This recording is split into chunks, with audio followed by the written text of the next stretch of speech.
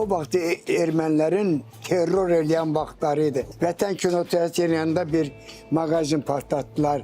Yasamalda bir mağazin partlattılar. Başa düşürsən, terrorun vaxtlarıdır.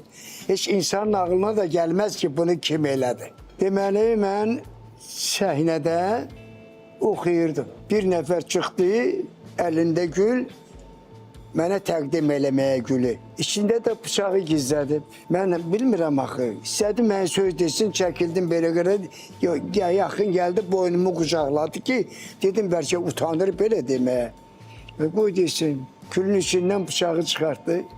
Başladım ya bıçağına vurmağa. 14 gün Gəncədə yatdım. Bütün o Gəncə cəmaatına mən minnətdarım bildirirəm.